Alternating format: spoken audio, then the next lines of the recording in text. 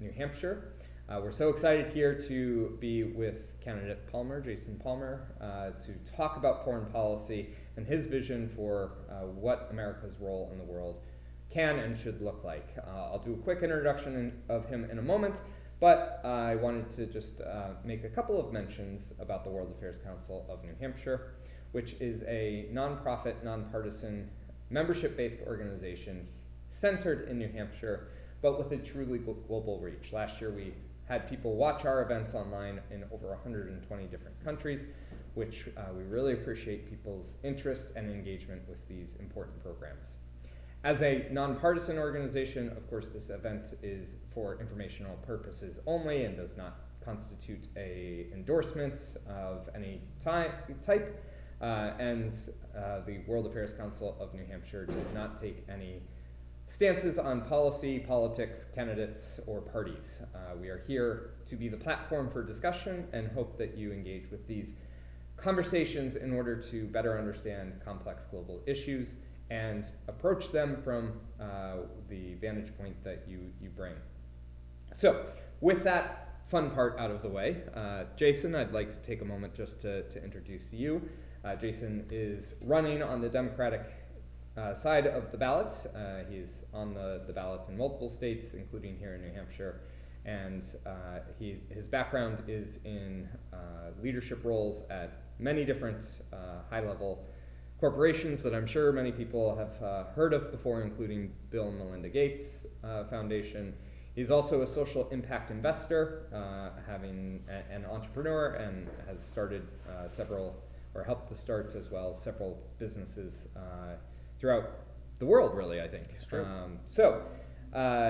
Jason, I know you wanted to take a moment to sort of give the people a bit of an outline of your foreign policy ideas, and then we'll move into a bit of a moderated question and answer session. That sounds great, Tim, and I really appreciate you having me here. Your organization does great work, and I think more and more people should and are concerned about foreign policy. So let me take a second to explain my vision what America's foreign policy should be in the world. As you know, all of you, we have spent far too much treasure and far too many lives in far too many foreign wars that have lasted decades long. America has the largest and most powerful military in the world. Our military is larger than the 8 next countries combined in the world, but we don't need to be the world's policeman. We don't need to be all over the globe solving every global conflict and being part of every war.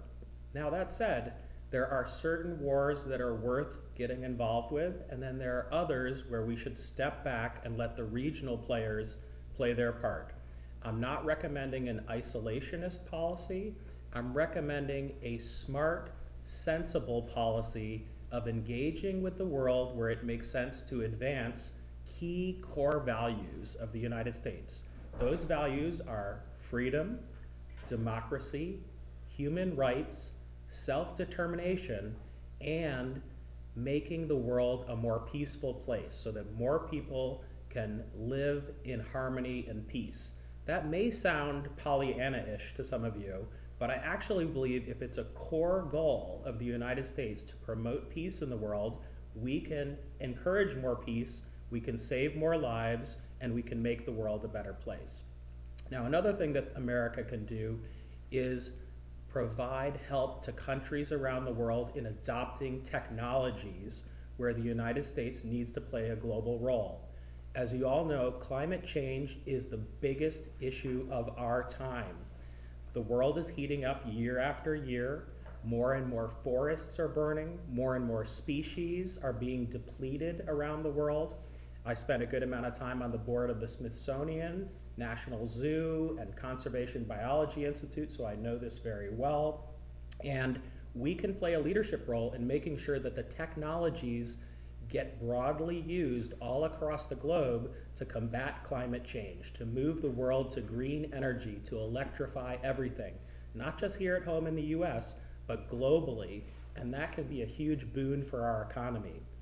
There are many more things I want to talk to you about in terms of America's role in the world with the actual examples that are going on right now with Ukraine, Gaza, and elsewhere. and I hope we get into that Yeah, in our of next course. few minutes. Yeah, definitely. I will note that I will have my cell phone out. I am not, doodling around, checking for questions coming in from our online audience. So if you do have a question and you're watching on our YouTube page or on our homepage, there is a chat function to submit your questions, or you can email us at council@wacnh.org. And we'd be happy to get your question into the queue. Excellent. So let's start, as you mentioned, with Ukraine. Sure. You speak about getting out of wars, but there are some wars worth fighting. There's obviously a big Right. debate going on Right. in the U.S. Congress about our support for Ukraine.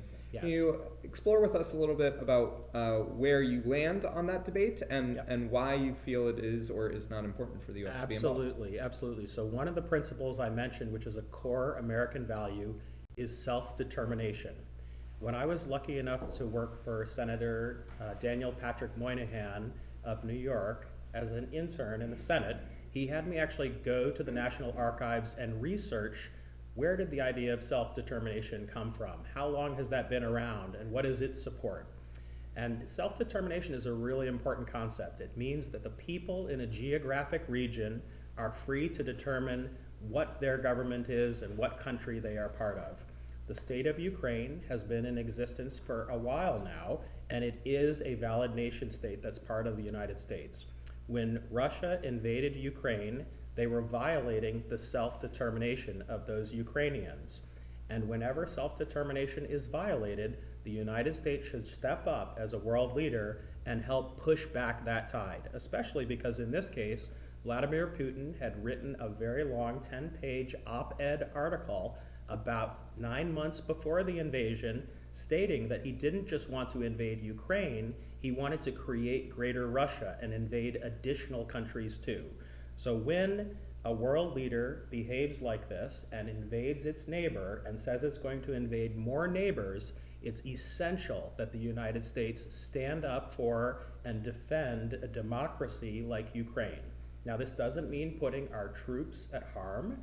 This means providing weapons and support for the Ukrainians. And so I was very loud in my support of Ukraine at the beginning of the war. And the Ukrainians have done an incredible job of keeping their country, saving their country, and holding the Russians at bay. Now, however, I'm not just going to say, job done. No, we have to be strategic about the wars that we get involved with and reassess them each year.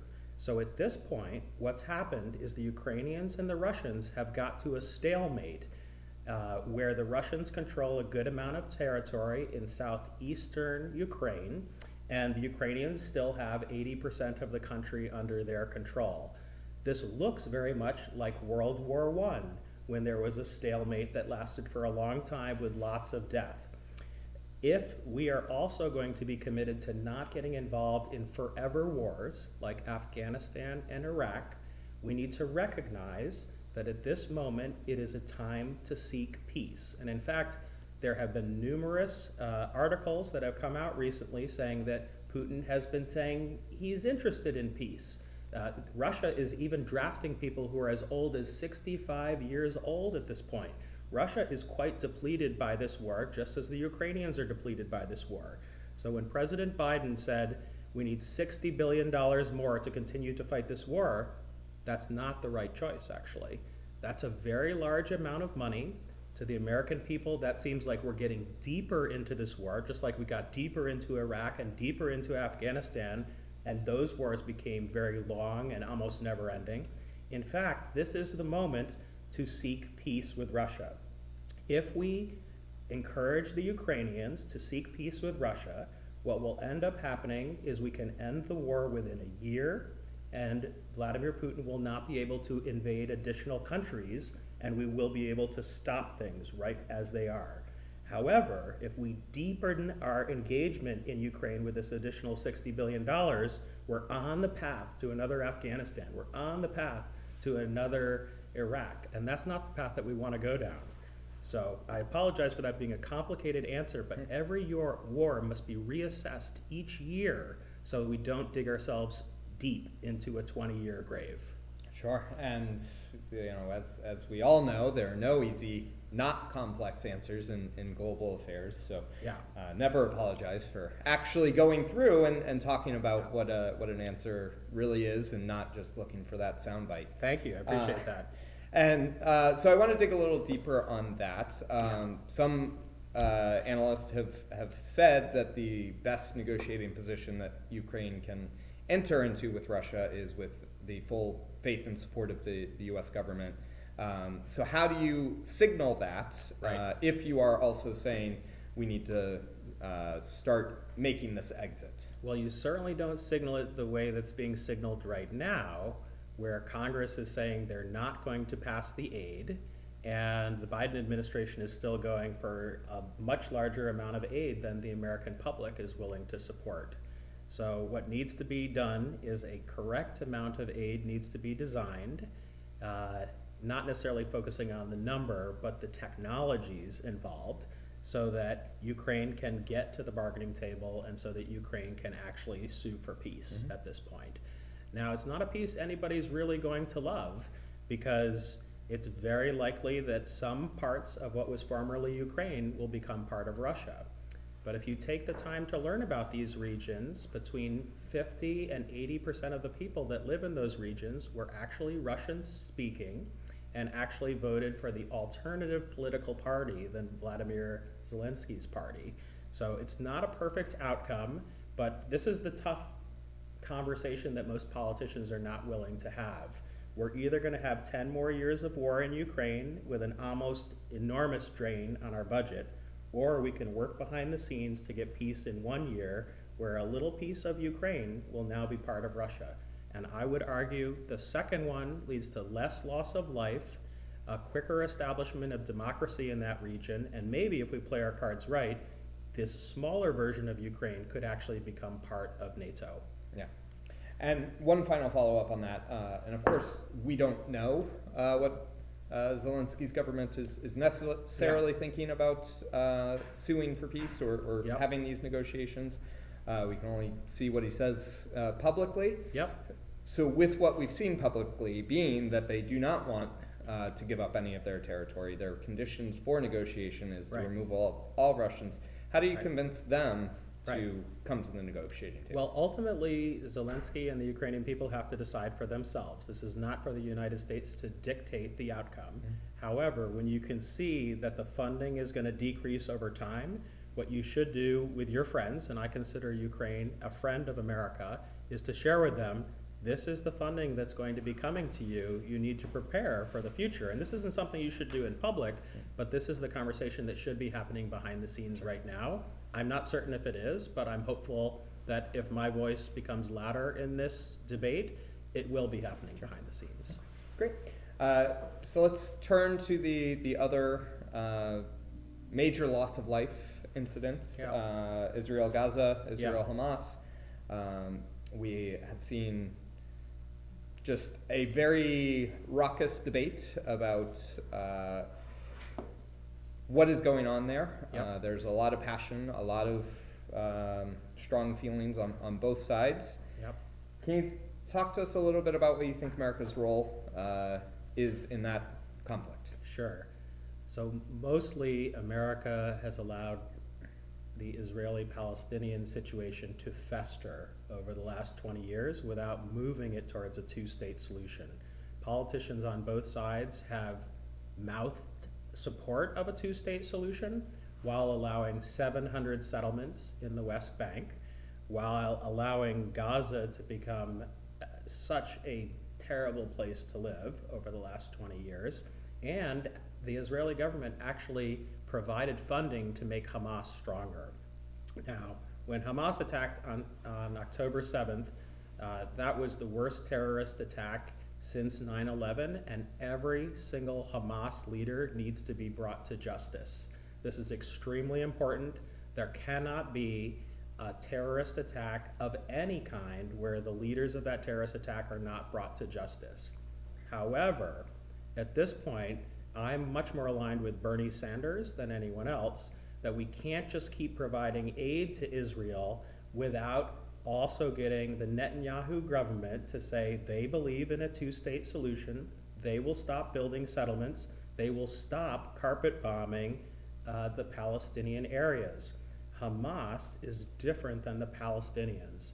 There are more than 2 million Palestinians who have now been forcibly removed from their homes. Half of the buildings in Gaza have been destroyed or damaged. And Israel is wantonly attacking not Hamas, but an entire people. We cannot support that.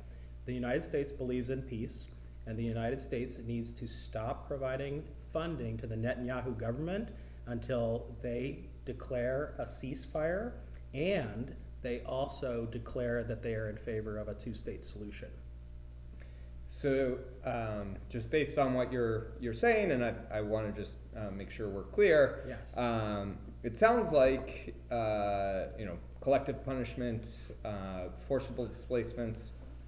Those are war crimes. Those are genocide. Do you support those claims? Is that what you're saying? And if yes, what are your thoughts on South Africa bringing their genocide case against Israel at the International Court? Okay, so I am not actually a huge fan of the International Court. Okay.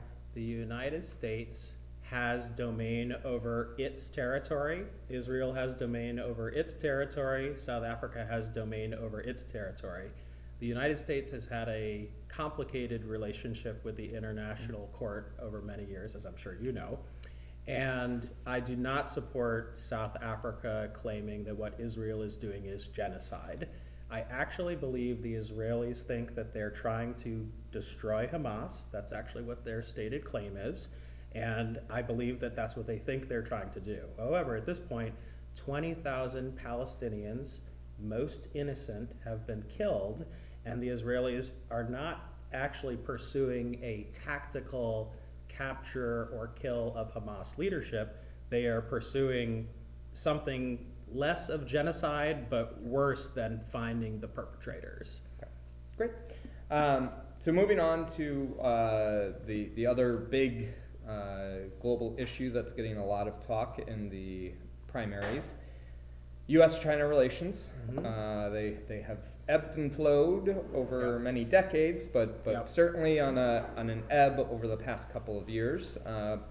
What do you view as the right approach to China as the U.S. looks to manage or deal with the rise of that country?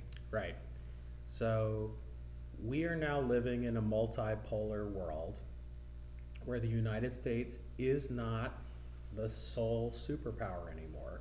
And in this world, it's very important that the United States establish, you could call them frenemy relationships or coopetition relationships with the other growing leaders in the world. And that includes not just China, but that also includes India, and to a lesser degree, but important in its hemisphere, Brazil. And so the United States needs to seek to have a better relationship with these countries. If we keep bashing China, we're going to end up in a Cold War against China, where China will ally themselves with Russia. India is right now sort of in a middle state where it is not allied itself with either party. And what we need to do is try to build the best cooperation relationship we can with China, despite us disagreeing with many things about the Chinese approach. We do not agree with Chinese socialism. We do not agree with Chinese authoritarianism. We do not agree with China's expansionist policies in the South China Sea. However, if we go into a confrontation approach with China, we know it's leading to another Cold War. And that's not a good place for us to end up. We need to try to get to a place where we have a relationship with China, India, and Brazil that are collaborative and accepting of them becoming global powers that are still subordinate to the United States, but where we are working together on big global problems like climate change, like free trade that raises all people's economic outcomes, not just people in certain countries, and that actually spreads innovation throughout the world. And the biggest potential flashpoint between U.S. and China is, of course, Taiwan. President Xi was recently quoted as saying this will happen in his lifetime. What do you think the U.S.'s role in Taiwan is, if it has one? Are you supportive of strategic ambiguity, or would you change that policy? Strategic ambiguity, for those who don't know it, is basically the policy where we accept that Taiwan is part of the People's Republic of China when really it's not. And really it's an independent country, and thankfully so, because Taiwan creates most of the semiconductors that are used in all of our phones, in all of our computers, actually now in so many electronic devices. I've heard a stat that we all interact with more than 100 chips per day. There probably is one in this camera right now, and in this camera, and in this microphone. And it's super important that Taiwan maintain its independence, and that it not be through military defense by the United States. This needs to be part of a negotiated conversation between the US and China, and it needs to be managed very carefully. And I actually think the Biden administration is doing a very good job of managing this right now, especially given what is going on in Ukraine. And by the way, circling back to Ukraine, this is why it's so important that we supported Ukraine from the beginning, and that we figure out a way to gracefully wind down the war in Ukraine so that China doesn't try to do the same thing to Taiwan. Okay. I've got one more question before we turn it over to some of our online or in-person questions. Yep. And this one I haven't tried before, so okay. Forgive me if it's off base. But one thing that I would find interesting is to hear from you if there is a president of past who you most find yourself aligned with when it comes to foreign policy. Well, that's interesting. Let me click through the. Yeah, it's not one that you necessarily think about all that often, but. Well, I'll tell you I'll start by ruling certain presidents out. So when Henry Kissinger passed away, I felt like that was a possibility for America to turn a new page, where we are the supporters of democracy, freedom, human rights around the world, and that realpolitik is not the only way that we look at the world. The United States, if we want to be that shining light on a hill, needs to help all countries become more free and all countries become more prosperous, and not just be seeking to ally ourselves with authoritarian regimes when it works for us or advances our balance of power. I hate that, and I think that's actually why many people in the world hate America too, is we meddle in foreign affairs, we try to be the world's policeman, and we support too many authoritarian regimes. But as I worked my way back, I would say that JFK is one president who tried to steer us out of conflict, although he did get pulled into a couple conflicts by his military.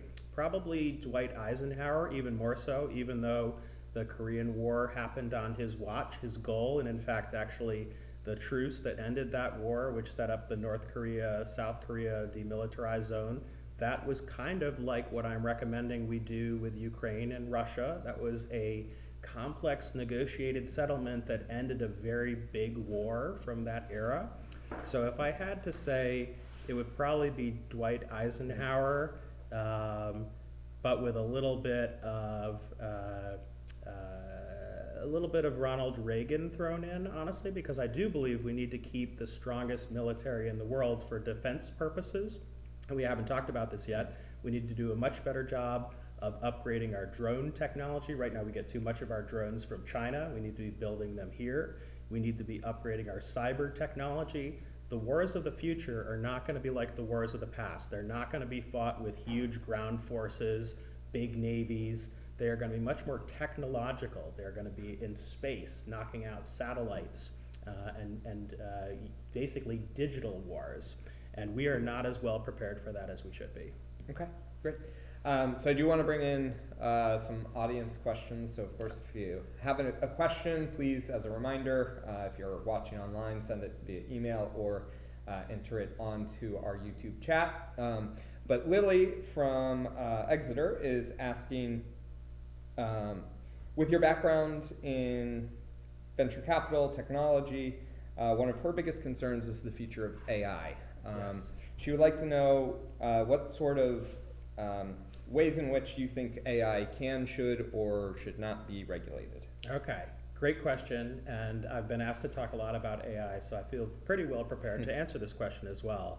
So artificial intelligence is going to be the largest change in our lives that we've seen in the last 50 years. So think about how not that long ago we didn't all have computers, we didn't all have mobile phones, we didn't have the internet. There's been a lot of technological change that's happened over the last 50 years.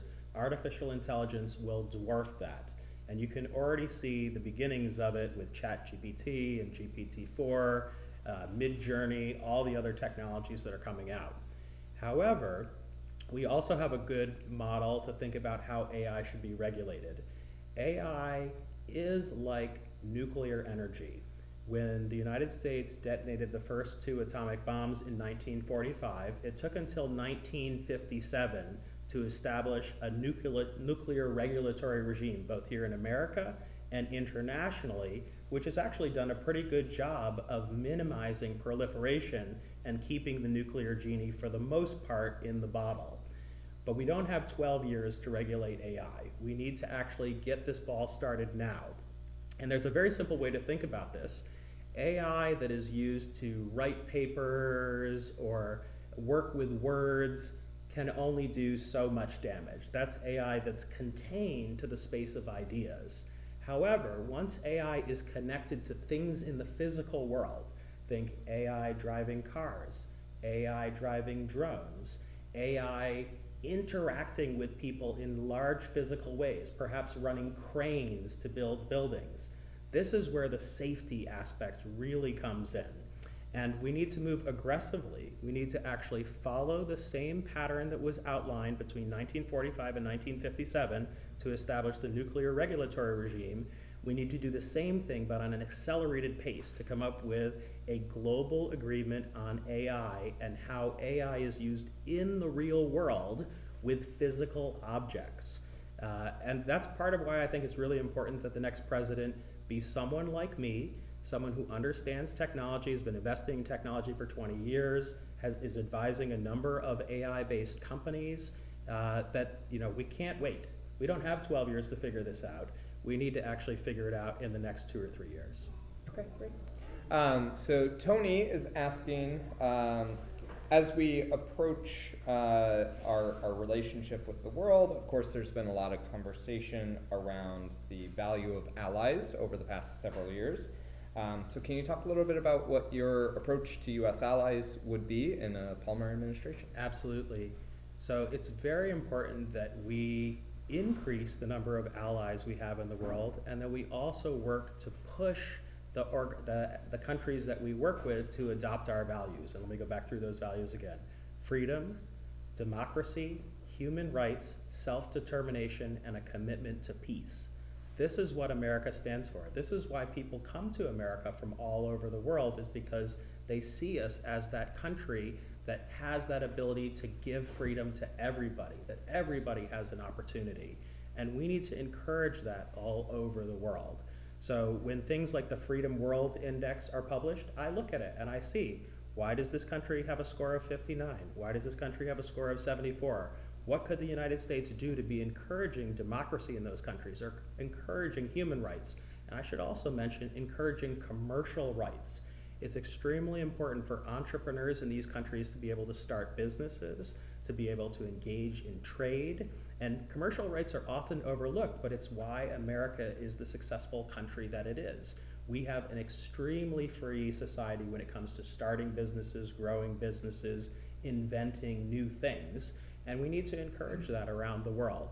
So I would seek to expand the number of countries we work with and make it very clear that we'll work with you more and be more allied with you if you adopt these key principles that America stands for. So follow on to that, there has been a pushback against free trade models, Yeah. especially larger multilateral ones. What is your stance on free trade agreements, and how would you approach those kind of commercial relations with other countries. Absolutely. We need to adopt free trade 2.0. And before you stop and say, I'm opposed to free trade, I don't want anything to do with it, I want you to think a little bit longer about this. We haven't upgraded our union laws since the 1950s. And the reason why free trade 1.0 didn't work is we basically set up a system that allowed all the jobs to go to all the countries with the weakest labor laws, with the lowest price per labor, and it was not great for America. We hollowed out the middle class. It was a bad outcome for America. But at the same time, and this is partly through my work at the Bill and Melinda Gates Foundation, it actually raised the living standards of billions of people around the globe. There are less people in poverty around the globe. There are less people dying before the age of 5 around the globe. There's more economic output around the globe. So although we suffered because of the way we set up those agreements, we actually helped the entire world become better for billions of people. Now that doesn't really solve it if you're a steel worker in Ohio, or if you're a car manufacturer in Michigan, and that's why Trump won. We need to upgrade our union laws to Union Laws 2.0, which I actually have a policy that describes this on my website. And we also have to look at designing new free trade agreements that ensures that the people in those countries have the same rights and privileges that we're granting to our own citizens, so that they won't be working for $1 a day making substandard parts over in China or the Philippines. They'll actually be working for higher wages, they'll have better benefits, and then the competition will be more equal and better for all of us. Okay. Katerina is looking to explore a little bit more about your Russia-Ukraine solutions. Sure. She would like to know, basically, to try and summarize, she thinks that negotiations with Putin would lead to a further emboldening of him. That's possible. And so how do you ensure that if you are negotiating with Putin, that it is working towards the end of his aggression rather than emboldening him? First of all, Katerina, I appreciate that question, and it is a serious risk. So when I read these articles about how Putin is, saying he's interested in peace and sending signals through third parties, I do wonder, is he just doing that in order to get an advantage to use to take over Ukraine? So we have to be very careful in how we engage in those negotiations. But we do know from our intelligence, and this is intelligence that's publicly available, so I'm not sharing anything that's top secret here, that the Russian military is drafting people who are 65 years old. The Russian military is severely depleted. We do know that Russia actually needs peace right now. It's possible that just keeping Crimea might be enough for Russia to say, all right, we're done with this war. And the most important thing when a war is going on is halting that war. And we saw this a little bit with Israel, and we just haven't had enough wars recently that have had this feature for us to remember this, but it's been thousands of years of history. When there is a timeout, when there is a ceasefire, that's when the magic can happen. So any peace in Ukraine has to start with a ceasefire, just like any peace in Israel and Gaza has to start with a ceasefire. The ceasefire always comes first, then the negotiations come, and we can see during that time period, is Putin serious? Is he not serious? We can watch our intelligence. But it is a serious concern, and that's why I do appreciate the question, because it's quite possible as we evaluate year after year, if there was a ceasefire for a year, we know Putin is serious. If there was a ceasefire for a month and then he grabs a new stretch of territory, we know he was not serious. Okay, great. Madison is from Manchester, and she is wondering what your views on the U.S.-Iran nuclear deal, which is still being maintained by our European allies, but not by the U.S. Right. Do you support rejoining that, trying to rejoin it if Iran is willing? What's your Wow, you only have the toughest questions at this forum, don't you? Well, I'll give you the honest truth on a few different dimensions here. So I think the Trump administration made a major error in pulling out of the Iran nuclear deal. And the reason why is it was sort of like a ceasefire. It had put a freeze on a process where Iran was within 1 or 2 years of having viable nuclear weapons. When Trump broke out of that, yes, he did actually prevent billions of dollars from going to Iran by breaking out of that, but he enabled them to do the 1 to 2 years of work to create nuclear weapons. Now, the question is, and at this point, I don't have the intelligence to know, have they actually created those weapons but just not detonated them? Or have the Europeans, by staying in that agreement, allowed the freeze to continue? If I was elected president, I would immediately engage with my leaders, both military and foreign policy, to try to find out, do the Iranians already have nuclear weapons or not? Because it determines the decision that you make. If they don't have nuclear weapons, if they're still 1 to 2 years away, then we need to try to get back to something like the Iran nuclear deal from before, because the goal is to keep them from getting nuclear weapons. A nuclear weapon armed Iran would be extremely destabilizing for that region and must be prevented at all costs. However, if they already have those weapons, then it's a different decision altogether. Now, I want to add one more thing there, that I have many friends who are Iranian Americans, and most people don't remember this, but in 1978 and years prior, Iran was one of the most advanced nations in terms of intellectual output, economic output. It was a leader in the world and an ally to the United States. Most people in the US don't know the whole story of the Shah of Iran and of our alliance with Iran, which dates back a long ways, actually. Persia, as that territory was known historically, has actually been a global leader for thousands of years. They actually are a big part of the mathematics that are key to our society today, and they kept a lot of technologies and wisdom alive during the Middle Ages when Europe fell into disrepair.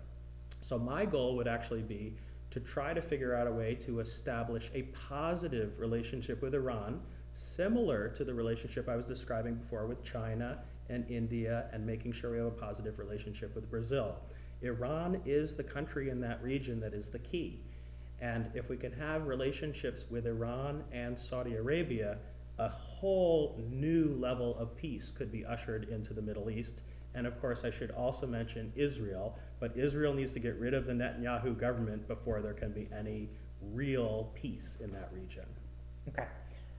Alex is wondering your thoughts on climate change, the Paris Climate Accords, and what you would commit the U.S. to do if you were president. Absolutely. So I was very disappointed that Joe Biden did not attend the recent climate accords. That sends a very big signal that the U.S. might not be committed to those climate accords. I would recommit us to all of the international arrangements, including Paris Climate Accords, to the maximum of my ability as president. But I want to also tell you that we won't conserve our way out of these problems with climate change. The real way to solve climate change is to invest more in technologies that can help us move more quickly towards electrifying everything. And I really wish, and I commit to all of you out there, please don't talk anymore about 1.5 or 2 degrees Celsius, and that our goal is to limit the, temperature change to that. To most Americans, that sounds like changing my thermostat from 68 to 70 degrees. Why should I care about that? That's not a great way to talk about it. What we actually need to talk about is, in order to solve climate change, we need to electrify everything, both here in America and in China and India. This is a gargantuan task, but we can do it with American leadership. And I want to give a shout out to Saul Griffiths, who's written an excellent book on this topic and who's been running an organization to promote these ideas. In my work as an impact investor, I've been involved with a number of climate change summits. There are a top 100 ideas of what we should do to save our oceans. There's a top 100 ideas of what we should do to more quickly electrify everything in America. And I do think that's the phrase we should use, electrify everything. That's how we solve climate change. It's much better and much catchier than 2 degrees. Yeah. Okay. I like this question because it proves people are listening. Great. So Juliet picked up on the fact that you said that you were not a big fan of the International Court. Correct. And would like to dive deeper into that and sort of writ large, what are your views on international organizations and the U.S. involvement or disinvolvement from them? This is a tough one because, but it's one you have to think about if you're going to run for president of the United States. So we all know that the United Nations is a good organization that does good in the world, but it's a flawed organization. And similarly, we know that the International Criminal Court is a good organization that does good in the world, but it's flawed. Just like the IMF and the World Bank are good organizations, but flawed. They were essential to establishing the peaceful order that has lasted in the world from 1945 until now. But we're now moving to a multipolar world, and we need to rethink those organizations and possibly create new organizations. In my conception of the world, we would work with the UN and try to create something that is more like the League of Democracies or the League of Freedom-Loving Countries, which might be a subset of the UN, or it might be a brand new organization if we can't actually reform the UN as we need to. I would engage in this process vigorously. My goal would be to reform the UN, but if I'm unable to reform the UN and the International Criminal Court within 4 years, we would actually use our global leadership to set up new organizations in partnership with the other leading powers of our time. Those other leading powers being China, India, and then other countries that are on the size of Brazil. Because in order to have a stable multipolar world, you need to have organizations that understand we're in that new era. And I should also mention the UK and either the EU, France, or Germany. You know, figuring out which of those countries would be the founding members of a new organization is an interesting intellectual exercise. So how would that compare or contrast with the organizations like the G7, the G20? Would they be similar? Would they be substantively different? Yes, in part because of Russia's involvement. So those organizations are set up as the largest organizations with either the largest economic output or the largest power in the world. And there's no concern given to whether they are freedom-loving countries, democratic countries, and countries that are focused on the values we care about in the areas of human rights, self-determination, and peace. So those organizations, you could say, are they're functioning realpolitik organizations, but they are not based on America's principles that we want to spread across the world. Okay. So Mary would like to have a little bit, Mary from Boston is asking, can you talk a little bit more about your economic plan for U.S. global engagement? What does that look like, and why is it in the U.S.'s interest to be engaged? Absolutely. So one of the most interesting things when you study global economic development is that over the last 100 years, the amount of trade that has occurred between nations, it kind of goes back and forth between 20 and 30%. So during isolationist periods, about 20% of the GDP is trade globally, and during expansionist or free trade periods, it gets to about 30% of GDP. And it's really interesting if you think about it like that as an academic or as a scientist, because there's a lot of argument about how much global trade there should be, but really it stays in this band between 20 and 30% over long periods of time, 100 years plus. The other thing to think about is that a country is only as strong economically as its exporting ability. So the United States needs to export as much as possible around the world in order to keep growing and to keep being a global leader. And we're actually quite good at that. At this point, Hollywood movies go global. At this point, we have some of the largest companies in the world in Amazon, Microsoft, Apple. I'm forgetting one of the big four there, Google. And they are all American companies, and there's a reason for that. It's because America is a freedom-loving country that believes in the power of innovation and business. And this is very important to me. As a person who loves small businesses and invests in entrepreneurs for a living, small businesses create 64% of the jobs in America. What is less well known is that small businesses are a big part of how we grow our exports. Many small businesses grow up because lots of people come from all over the world to America, and then one of their special skills is that they have that relationship back to the home country where they came from. They know that there are new products that were invented here that should also be available there. And sometimes they also bring their food, their culture, and other products to here as well. This is something that makes America extremely strong. And I would encourage more of that, meaning encouraging more exports, encouraging more immigrants to found businesses which actually create that greater conduit with the rest of the world. This is sometimes called soft power, that the United States has these great economic relationships with countries around the world.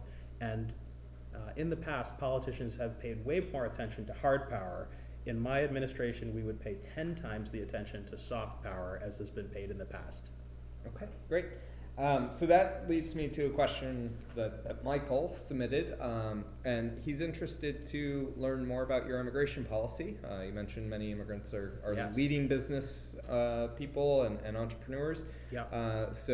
But we also have this great debate about the U.S. southern border. Yes. What are your thoughts on immigration? Yes. So I'm glad you asked that question, and maybe I even steered the conversation a little bit to that. So in the next few days, we're going to be publishing a 10-page position paper on our website about our comprehensive thoughts on immigration. And I'm going to give you just a little bit of a taste of it. But basically, the number one thing to think about is that America is a nation of immigrants. We are stronger because of our immigrants. It's been a huge part of America's success in the world. If you look at the Fortune 50 CEOs, many of them are immigrants who've come to this country and either founded companies or become CEOs of companies over time. Immigrants are our strength. In fact, one of my favorite quotes is Ronald Reagan in his final address before he left office talked about how, you can go to France, but you can't become a Frenchman. You can go to Japan, but you can never be Japanese. But people from all over the world, from every country on this earth, can come to America and become American. That is our strength. You don't hear many Republicans talking like that these days, but this used to be a bipartisan agreement about the power and strengths of immigrants and how important it is to America. Now, all that said, we have a serious problem on the southern border. We have more than 2 million people that have come across the southern border who want to be part of this land of the free, and we are not adequately policing it properly. What we need to do there is, and of course all the politicians say, more border patrol, more border patrol. Of course we need more border patrol. But what we really need is a vast expansion in the number of judges who can adjudicate these asylum claims quickly and actually decide whether or not the asylum claim is valid or not, or decide whether or not a person would get perhaps a 6-month or 1-year term to stay in the country while their claim is determined or not. There's actually a friend here in the audience who I believe it took 4 years, 5 years? 10 years for his asylum claim to be granted. Think about how crazy that is. We need true asylees to have their claims validated and granted within 6 months, and we need people who don't have valid claims to be resettled either in their home country or in the country near them. This is so overdue, and it's embarrassing, honestly, that the United States is allowing this problem to fester. It would be one of the first priorities of my administration. I wouldn't be, there's a 10 pages, there's so much to cover in immigration, but another thing I would do within the first 6 months of my administration is immediately pass a law that allows the dreamers to become citizens. These people have been living for far too long in the shadows. They are American in every way possible, and they need a clear path to becoming a citizen within 3 years of receiving this green card. I could go on about immigration. That's why it's a 10-page position paper. But I really do appreciate the question, because we are a nation of immigrants. We should be proud about that. And we need to also have a lot more judges at the southern border, if I was to narrow it down. Well, it certainly is a large issue and very complex, Yeah. especially since we haven't updated our immigration laws since 1994. Yes. Check out some of our previous interviews that talk about To wonk out a little immigration, bit yeah. on you, I was in favor of George Bush's comprehensive immigration reform plan in 2006-07, and I was in favor of Barack Obama's comprehensive immigration plan in 2013 or 2012. And however, I think both of those gentlemen proved that a comprehensive immigration reform is too big. It kind of collapses under its own weight. So as president, I would laser focus on solving each immigration problem one at a time. Solve the dreamers, solve the border. Another big one that we didn't talk about is we need to move our overall immigration system to be one more like Canada or Australia, where it's a point system and you get into the United States based on your merit. We have only around 100,000 H-1B applications. This quickly gets used up in just 1 month usually. What we need to do is have about 1 million H-1B 2.0 that is actually more like the Australia or Canadian immigration system, where we're inviting in the world's best and brightest to come here to America and stapling a green card to every PhD graduate of our universities. These are not my ideas. These are great ideas that have been come up with over the last 10 years. They're overdue. We need to pass immigration fixes one at a time, where there's 70% agreement across both sides of the aisle that these fixes are needed. Yeah. Great. So Anne is interested on two fronts about some of the things you've been talking about. Political polarization and exporting our ideals, and how those are maybe not so aligned these days. So That's can you true. We talk a definitely little- don't want to export polarization. I'll Right, give you that. Right. Yeah. So Anne is Yeah. interested as to how you build U.S. global leadership, how you export our ideals when we are not necessarily living our ideals ourselves. That's a very fair point. So I'm not wearing a tie today because I've been doing a number of events in New Hampshire, and I want to show my youth compared to some of the other candidates by not wearing a tie and dressing the way I normally dress when I go about my work. But normally I would be wearing a purple tie if I was wearing a tie.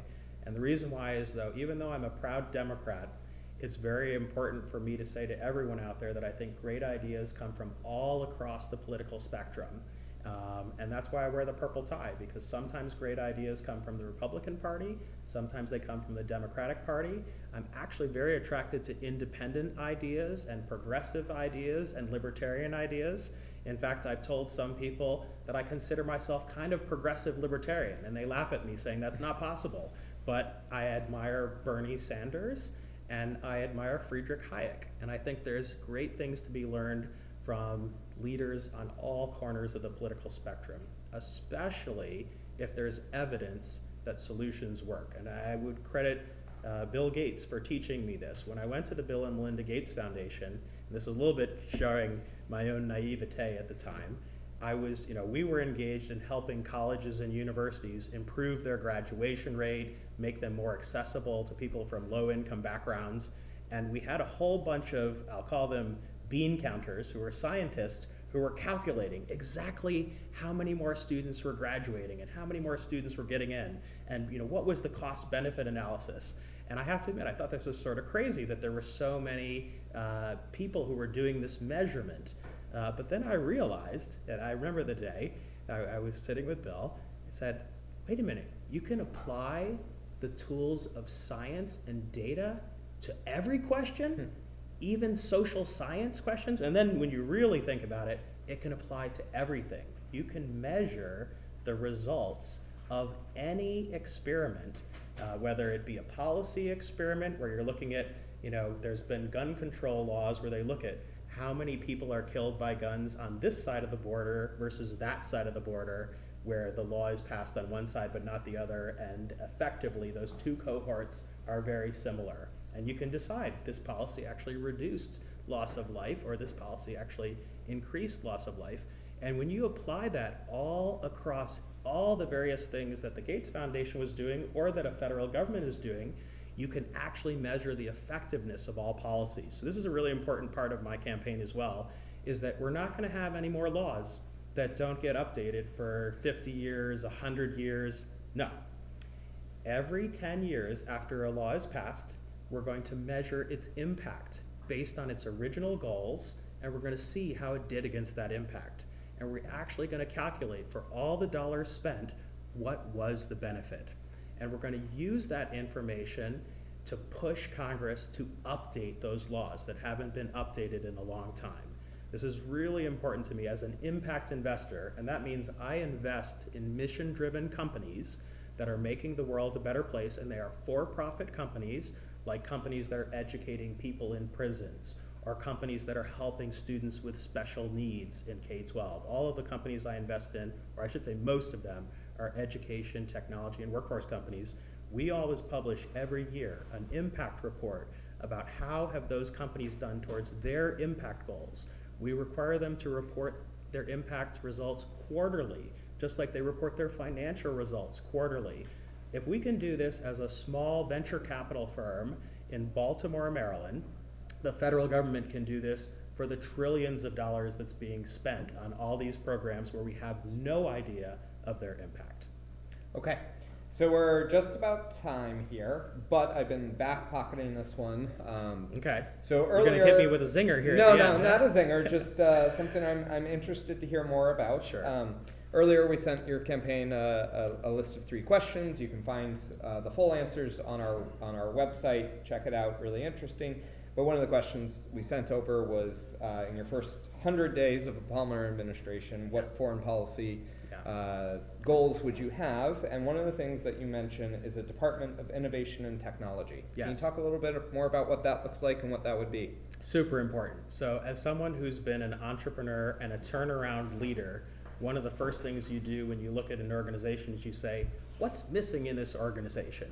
And sometimes I've gone into companies and discovered they don't have a sales department, they don't have a technology team, and you can kind of see why the company has not succeeded. In looking at the US federal government over the last decade, I've noticed some pretty glaring holes. We don't have a Department of Innovation and Technology, even though we want to be the world's leader in innovation and technology. So one of my first acts would be to set up a Department of Innovation and Technology to ensure that the US is that global leader. And if you wonder, why are we not dealing with AI faster? It's because we don't have this department to deal with it.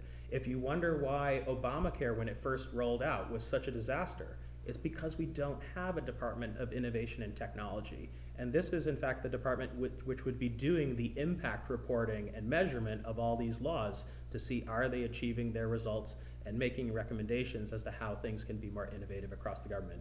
And if I could, Sure. I'll take an extra minute to say there are other things that need to be fixed. And one of my other favorite ones to talk about, since I'm an education and workforce investor by background, is we need to take the Department of Education and the Department of Labor, and we need to merge those two together and create a Department of Talent. And the reason why this is important, and I want to give credit to my friend Jamie Marasotis, who's the CEO of the Lumina Foundation. This was his idea, which he wrote about in his book 7 years ago. The reason why this is important is that a lot of our culture wars are about K-12 education, but the federal government only provides 10% of the funding for K-12 education. What most of the education department is all these loans that are going to colleges and universities that are too expensive, and then students are dropping out, or they're not getting the degree they want, or they get the degree, but then they end up having to work in a job that pays hourly instead of salary. If we actually merged the Department of Education and the Department of Labor and made a Department of Talent, then we could focus on upskilling the entire American population and making sure we have all the right pieces in place, not just when you're 5 years old to 21 years old, which is mostly what the Department of Education focuses on, but lifelong learning, helping people get credentials that help them get to what I call new-collar jobs faster. Right now, you don't have to go to college to get a $50,000 a year job or more. What you need to do is get a credential in Google Analytics or Salesforce Administrator or project management. There are now more than 400 credentials that an organization called Burning Glass tracks that are equivalent to a college degree, and you can earn them in only 6 to 18 months. So if we had that Department of Talent, we would be investing a lot more in these alternative pathways to upskill Americans to new-collar jobs, and it would allow us to completely restore the American dream and rebuild the American dream, in fact. Great. Well, thank you so much. I always like to leave space for a final thought or a final takeaway that you would like people to think about as they consider why they may want to vote for you, particularly as it relates to foreign policy. Absolutely. Well, first of all, I just want to thank you all for spending this much time with us. It's rare that you get to spend this much time talking about a subject that I care about as much as foreign policy, and also to show how it connects to growing the American economy. This election in New Hampshire is super important on January 23rd. If you are registered to vote, please vote. And if I could be so bold, please vote for Jason Palmer. And the reason why is that we need new leadership. We need young leadership with fresh ideas who can move us past these debates of the past. All the other politicians are stuck in the 20th century. I am firmly in the 21st century with my technology investing background, with my ability to work with people in the political world, the philanthropic world, the entrepreneurship world, the academic world. You can see all of my prior experience online, and I honestly don't like to brag about it. I just feel like it should stand for itself. But please do vote for me if you want real change in America. We don't have another 10 years to wait. Great. Well, thank you everyone for your time and your interest in this conversation. If you want to share out this conversation with any of your friends, please feel free to do so. The recording will be available on our website, wacnh.org. We really appreciate your interest in global affairs, and thank you so much, James, for joining us today. Jason, sorry. It's okay. It's okay, Tim. I made it through. I don't have a name tag on, so. But yeah, thank you very much. We really appreciate it, and good luck in the coming weeks. I appreciate it. I really appreciate it, Tim. Great. Great to talk to you.